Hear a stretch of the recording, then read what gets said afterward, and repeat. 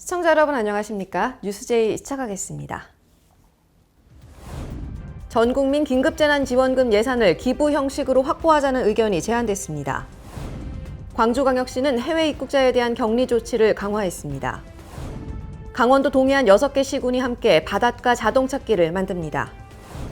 포항시는 지역의 유망강소기업을 발굴하고 지원하기 위한 사업을 적극 추진합니다.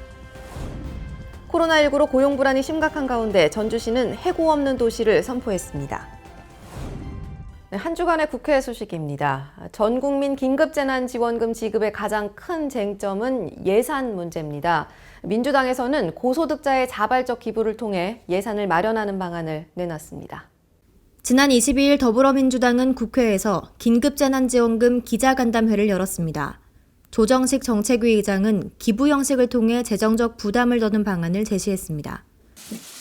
긴급재난지원금을 긴급성과 보편성 원칙 하에서 전 국민을 대상으로 확대하는 방안을 추진하며 사회 지도층과 고소득자 등의 자발적 기부를 통해 재정 부담을 경감할 수 있는 방안도 함께 마련하고자 합니다.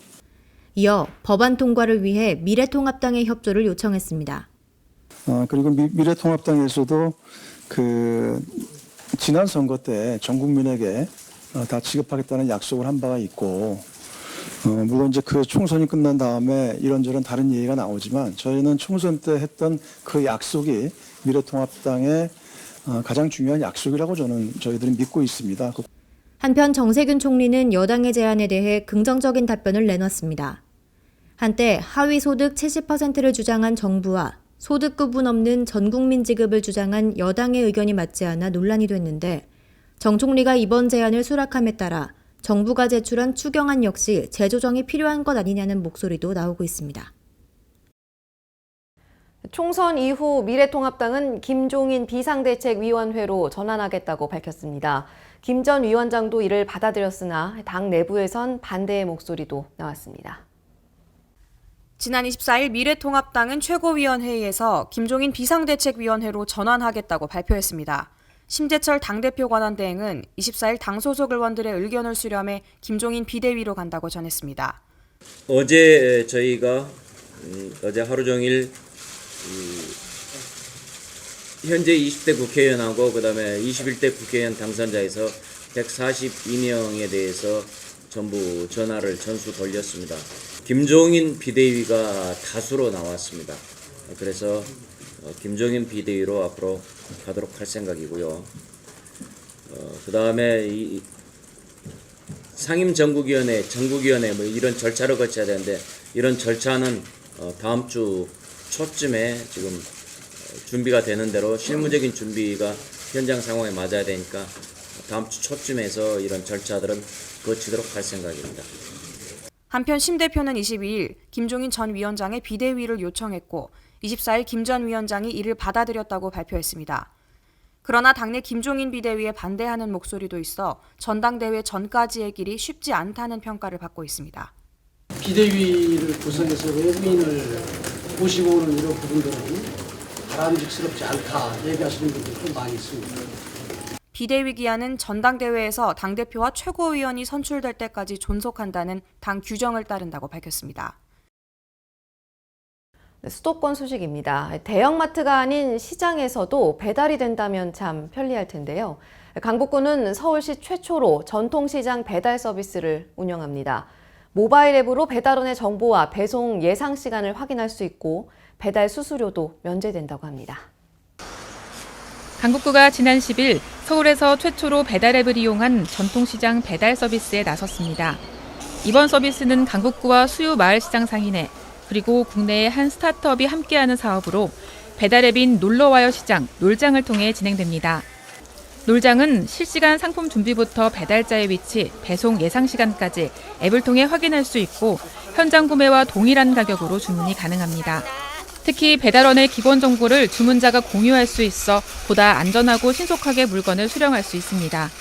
또 시장을 중심으로 반경 1.5km 이내에 배송지가 있을 경우 2시간 안에 신선식품을 비롯한 주문 상품이 배달됩니다.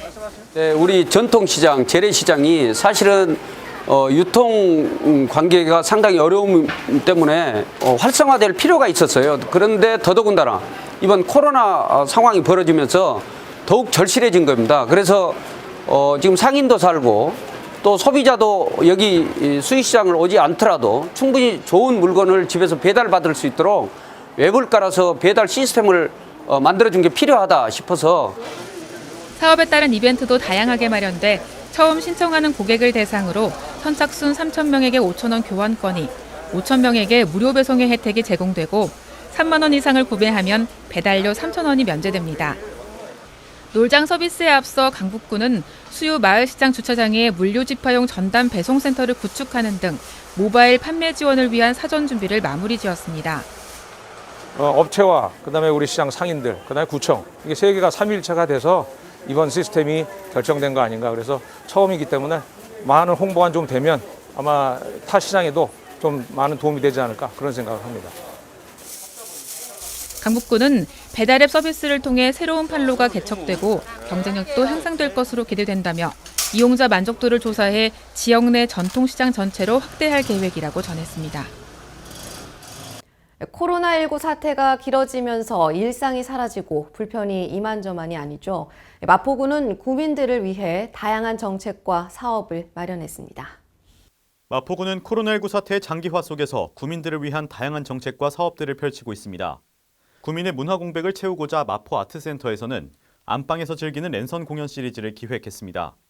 마포TV로 생중계되는 이 공연 시리즈를 통해 안방에서 탱고와 탭댄스 등의 월드뮤직을 생생하게 경험할 수 있습니다.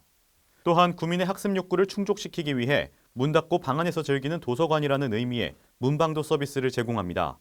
최소한의 접촉 방식으로 주민들이 독서 활동을 이어갈 수 있도록 지원하는 정책입니다. 이외에도 취약계층에 대한 돌봄 서비스 공백을 최소화하기 위해 다양한 방안으로 주민생활 안정대책을 추진하고 이들에 대한 안전망도 강화함과 동시에 마스크 확보에 어려움을 겪는 이웃들의 안전을 지키기 위해 마스크 지원에도 예산을 투입했습니다. 코로나19로 대면을 꺼리다 보니 채용 시장이 많이 얼어붙었습니다. 성남시는 이런 분위기를 반영해 새로운 방식으로 면접을 진행했는데요. 지난 20일부터 닷새간 화상 면접 채용의 날을 운영했습니다. 기업의 면접관은 회사에서, 구직자는 성남 일자리센터 면접실에서 카메라와 마이크가 장착된 컴퓨터 화면을 통해 1:1 비대면 면접이 진행됐습니다. 채용의 날 기간에 열린 화상 면접은 1차 서류 심사를 통과한 구직자를 대상으로 이뤄졌는데 직접 얼굴을 맞대진 않았지만 진지한 분위기에서 면접이 이어졌습니다. 최근 코로나 바이러스의 지역사회 감염 우려로 인하여 구인 기업은 구인을 꺼리고 구직자는 면접장에 가는 것을 주저하는 분위기가 많습니다. 성남시에서는 이러한 분위기를 반영하여 구직자와 구인업체 간 직접 만나 대면을 하기보다는 화상을 통해 비대면으로 면접을 진행하여 채용을 지원하는 서비스를 기획하게 되었습니다. 이번 채용의 날에 참여한 구인 기업은 주 펜타메딕스 등 7개 기업이고 구인 직종은 회계사무원, 컴퓨터 영업직 등입니다. 네, 광역시 소식입니다. 이웃사촌이라는 말이 무색할 만큼 최근 공동주택에서 발생하는 갈등이 사회적 문제로까지 이어지고 있는데요. 이를 해결하기 위해 대전시가 나섰습니다. 대전시가 아파트 입주자 간의 갈등, 동대표, 관리주체의 불신 등 공동주택 관리에 대한 민원이 지속적으로 증가함에 따라 이를 해소하기 위한 소통 클리닉을 시범 운영합니다. 오는 5월부터 운영되는 소통 클리닉은 입주자 간 또는 입주자와 관리주체 간의 갈등을 조정, 중재할 수 있는 스킬 소통 전문가를 현장 지원합니다. 시는 2020년 공동주택관리법 적용 대상인 의무관리단지 중 300세대 이상 아파트를 대상으로 소통 클리닉을 시범 운영하고 2021년부터 확대해 나갈 계획입니다. 지원을 원하는 공동주택은 4월 28일부터 5월 12일까지 시주택정책과로 신청하면 됩니다. 코로나19를 조기에 극복할 뿐만 아니라 조속히 경제가 회복되도록 대구시에서는 지난 21일 코로나19 극복 대구시 범시민대책위원회가 출범했습니다. 민관이 함께하는 상시 방역 체제로 전환한다는 방침입니다. 최근 코로나19의 확산세가 누그러지고 있지만 세계적 대유행에 따른 해외 유입과 지역사회 전파 우려가 지속되면서 재유행의 가능성도 여전한 것으로 예상되고 있습니다. 또 코로나19 예방 백신이나 치료제 개발에 상당한 시일이 소요될 것으로 예측되는 만큼 장기적인 방역 대책이 필요하다는 목소리가 높아지고 있습니다. 이에 따라 대구시는 철저한 방역 역량과 대비 태세를 계속 유지하고 시민들은 시민 행동 수칙을 일상과 문화로 정착시켜 나가는 민관 협력 방식의 상시 방역 체제로 전환키로 했습니다. 이를 위해 각계각층 대표 인사로 구성한 대책위원회를 출범하고 민관 협력 생활 방역 체제 방향과 구체적 실천 과제 등을 논의합니다.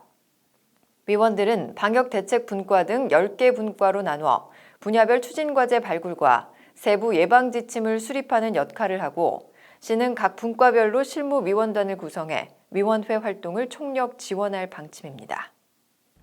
코로나19 국내 확산세는 둔해졌지만 아직 해외 입국자나 무증상 감염자로 인한 확진자 수 2차 급증에 대한 우려는 남아있는데요.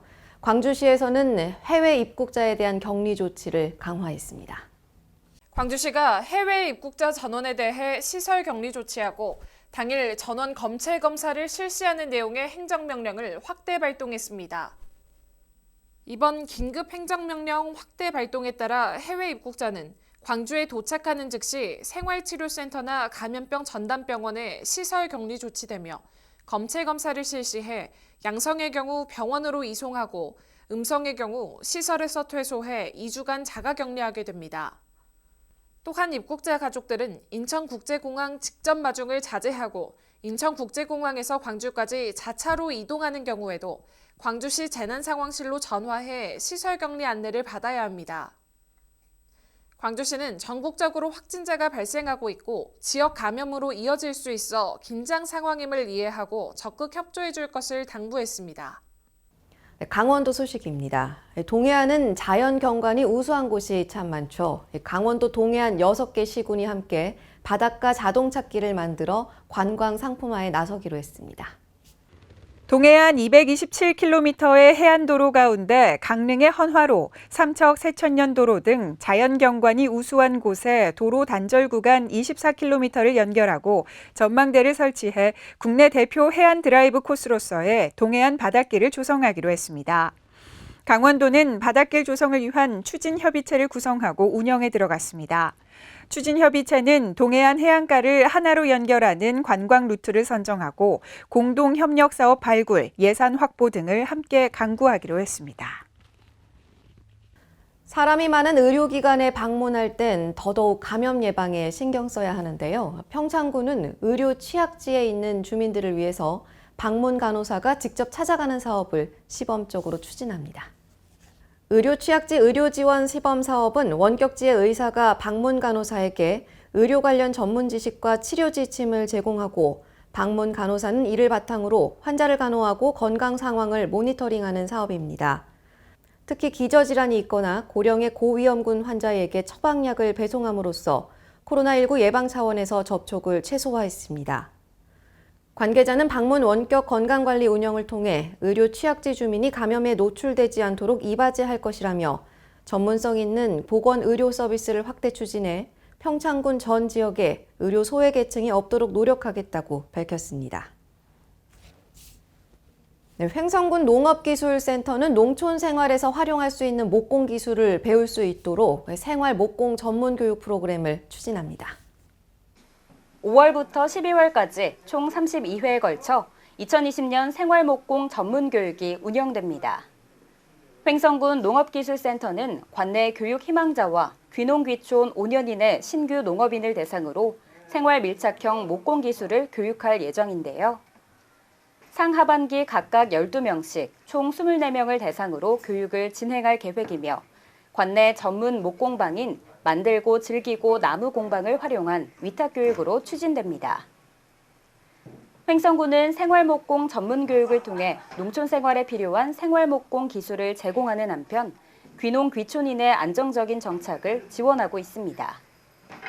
충청도 소식입니다. 충청북도는 2030년까지 세계적인 바이오 산업 클러스터로 도약하기 위해 충청북도 바이오 산업 발전 기본 계획을 세우고 시행합니다.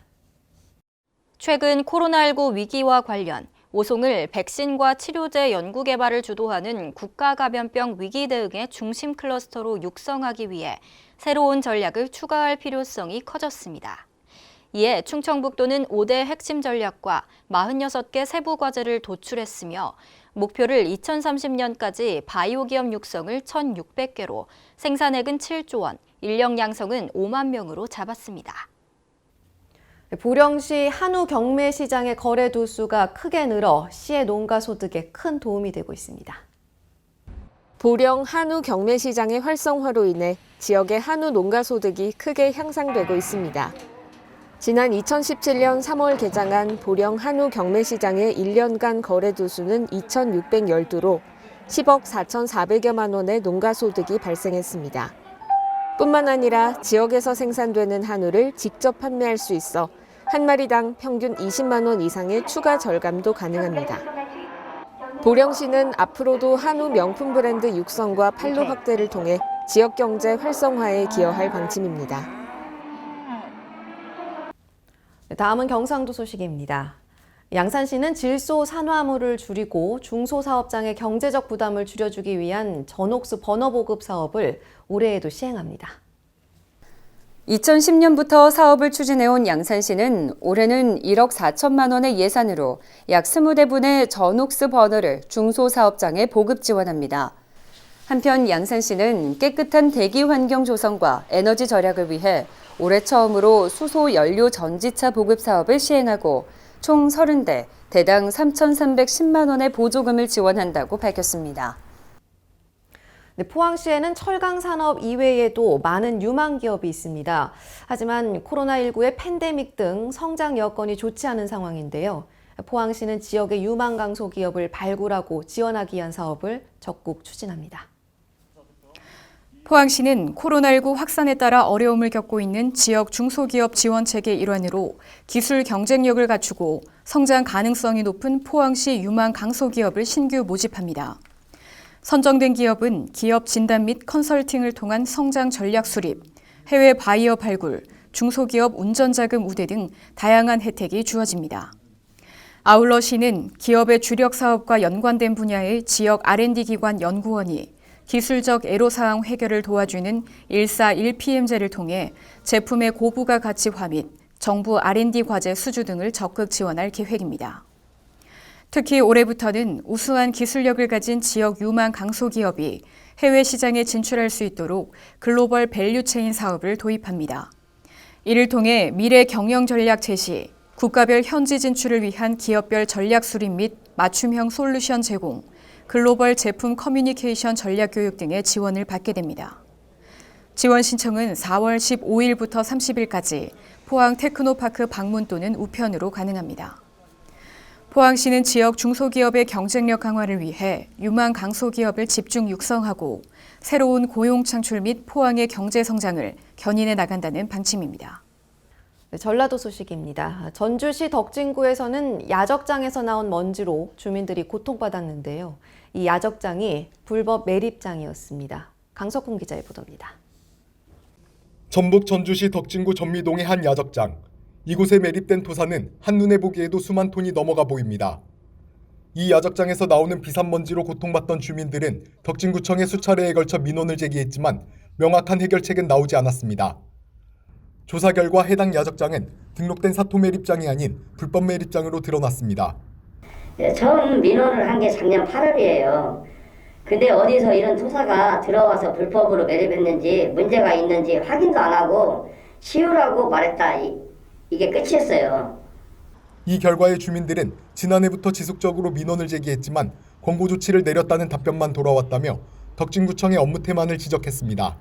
덕진구청 관계자는 이 사실에 대해 인지는 하고 있었다면서도 관리 감독에 나서지 않은 것에 대해선 묵묵부답이었습니다.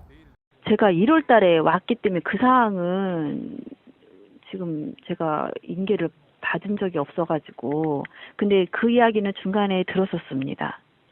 중간에 들었었는데 확인은 안 하셨고요? 그건 일단은 그때 당시에 그것은 제가 인지를 못했습니다. 지속된 민원에도 확인 조사를 거치지 않은 덕진구청. 뒤늦게 행정 처리에 나섰지만 주민들의 신뢰를 잃어버린 뒤였습니다. 지금까지 전북에서 강석훈이었습니다. 청년 정책을 통해 청년들의 삶의 질을 높이는 데 이바지하면 청년 친화 헌정 대상을 받게 되는데요. 완주군이 올해 청년 친화 헌정 대상에서 우수 기초단체 대상을 받았습니다. 이정은 기자의 보도입니다. 완주군은 국회 사무처 소관 사단법인 청년과 미래가 주관한 2020년 청년 친화 헌정 대상에서 우수 기초단체 종합 대상에 선정됐습니다. 청년 친화 헌정 대상은 청년 친화적 환경 조성에 기여한 자치단체와 국회의원의 업적과 공로를 표창하기 위해 2018년부터 시행돼 올해 3회째를 맡고 있습니다.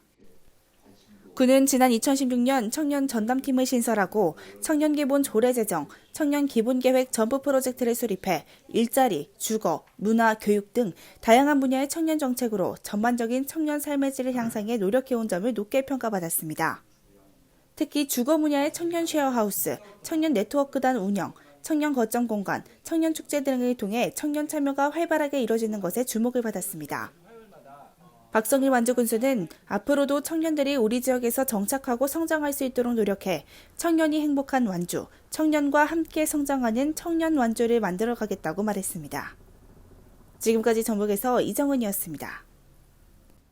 코로나19로 경기가 어렵다 보니 고용 불안 문제도 심각한데요. 전주시는 해고 없는 도시를 선포했습니다.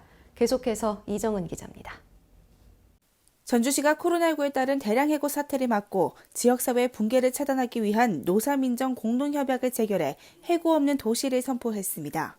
김승수 전주시장은 전주 8분예술 공장에서 기자회견을 열고 해고 없는 도시를 목표로 상생선언과 고용유지 대책을 발표했습니다. 김 시장은 기업과 근로자, 지역 구성원이 함께 지혜를 모으고 고통을 분담한다면 사회의 혈맥이자 시민의 생명인 일자리를 지켜내고 현 위기를 극복할 수 있을 것이라고 말했습니다. 전주시는 실무적으로는 해고 없는 도시대책반과 위기복지대책반, 마음치유대책반 등 3개 반으로 위기극복 비상대책본부를 구성해 민생안전대책을 보다 체계적으로 지원할 계획입니다. 이 밖에도 고용유지, 실업급여, 재취업 기회 제공 등 지역기업 고용근로자가 상생할 수 있는 다양한 지원책도 담을 예정입니다. 지금까지 전북에서 이정은이었습니다. 완주에서 총 588억 원을 들여 개발한 완주 농공단지가 내년이면 완공됩니다. 지역 경제를 살리고 일자리도 늘어날 것으로 기대됩니다. 강석훈 기자가 자세한 내용 전해드립니다. 완주 산업단지와 완주 테크노밸리 제1, 2단지에 근접 조성되고 있는 완주 농공단지가 내년 완공을 앞두고 분양에 들어갔습니다. 3레읍 수계리 일원 29만 8천 제곱미터 부지에 조성되고 있는 완주 농공단지는 총 588억 원이 투입된 상태로 산업시설 용지 및 지원시설 용지가 만들어지고 있습니다. 이번 농공단지 개발과 관련 완주군은 1,530억 원 규모의 지역경제 유발 효과가 발생하고 천여 명의 고용 창출 효과를 기대하고 있습니다. 박성일 완주군수는 이미 개발 분양된 단지는 효율적으로 관리하고 신규 분양되는 단지는 완주군의 고용 창출과 경제 발전에 크게 기여할 수 있도록 노력하겠다고 말했습니다. 지금까지 전북에서 강석훈이었습니다.